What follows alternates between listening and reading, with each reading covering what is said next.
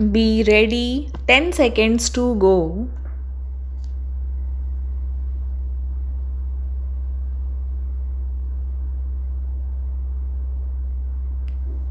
Start.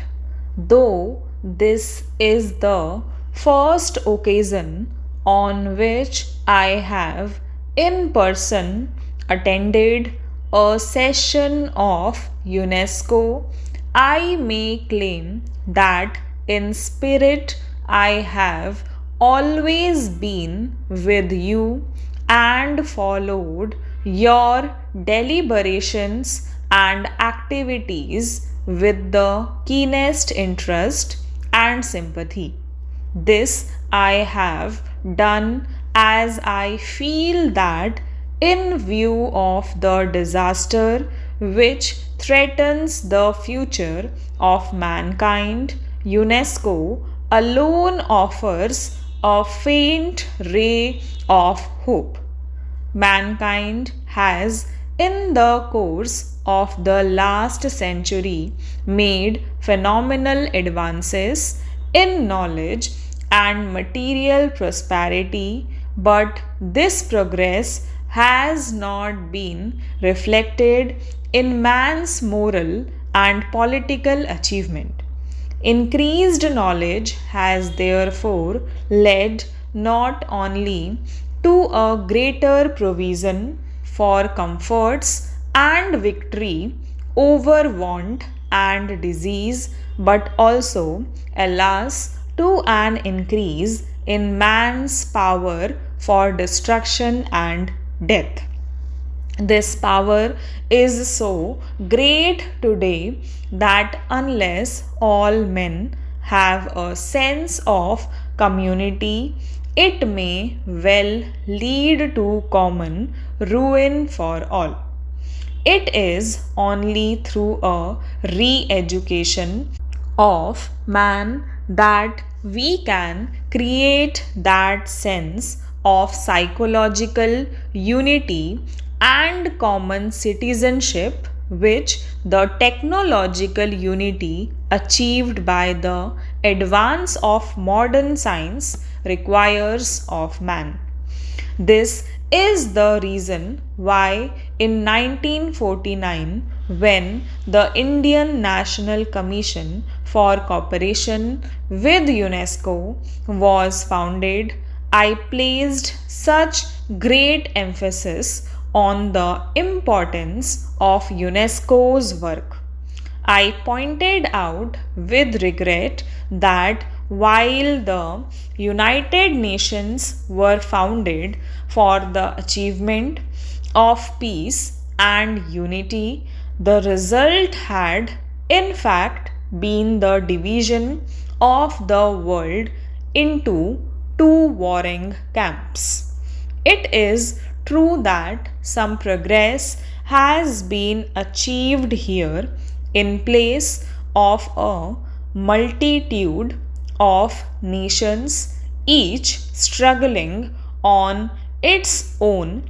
The United Nations present a picture of two solid blocks array one against the other. Nevertheless, to any man who looks forward to cooperation and friendship among nations, this picture can bring no message of hope. It seems that the only hope lies in UNESCO, which asks to achieve unity in the field of education, science, and culture, even among those who are politically divided. I feel that if UNESCO could achieve its objectives and create understanding between different nations on the cultural plane, there is hope that with time the cultural understanding would make itself felt in the economic and political fields also. In the course of the last 2 years, my hope in UNESCO and my apprehensions about the United Nations have both increased. It is true that UNESCO is barely half a dozen years old, but these few years have been of immense significance for the future of man. This period has revealed fissures in our political and intellectual attitudes, which, unless they are checked on time, may well involve the whole of humanity in one common run. It is therefore necessary that we should attempt to evaluate that UNESCO has done during these turbulent years and survey its past achievement so that we can map out with greater confidence the course of its future action. The aim of UNESCO is to bring nations together through education, science, and culture. Ever since its foundation, UNESCO has yearly passed resolutions and adopted programs to achieve that end.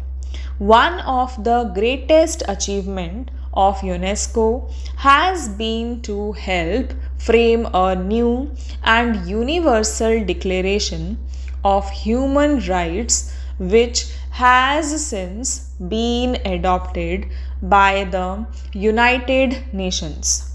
Similarly, in the field of technical assistance to underdeveloped countries and the restoration of educational and cultural facilities in the war devastated countries and in the exchange of persons and ideas between different nations, considerable progress has been achieved.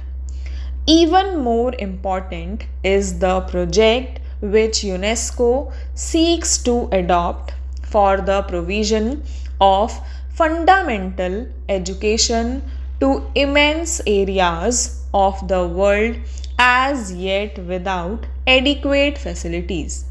It is a sad reflection on our civilization that almost three-fourths of the adult population of the world are still unlettered.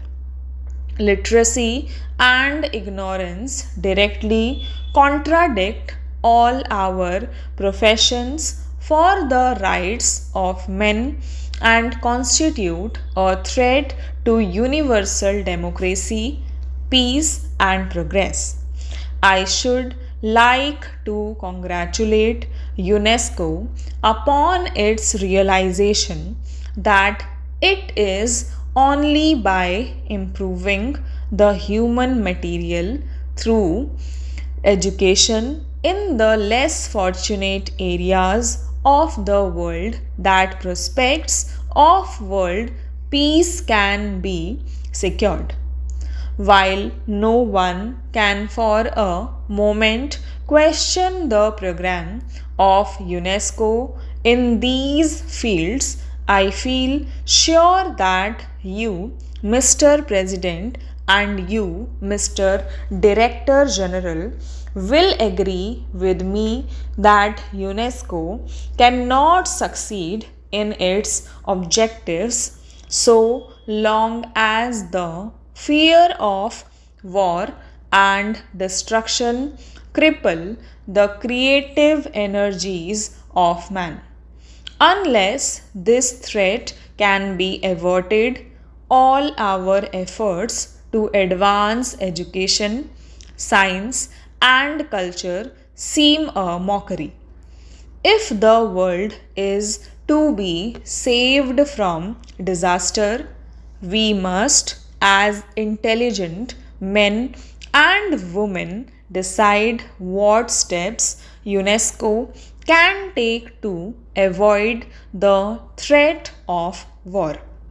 It will not do to say that the questions of war and peace are primarily political and do not concern UNESCO, which is a body devoted to the advancement of education, science, and culture that cannot be so always as such. Stop